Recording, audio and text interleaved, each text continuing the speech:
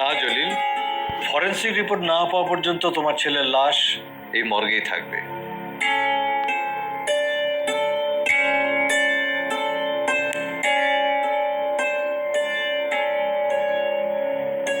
Sir, আমার পোলায় রাইতে ঘুমাইতে পারে না, ডরায় তো। আপনারা যদি অনুমতি দেন তাহলে আমি পোলার লগে রাইতে থাই।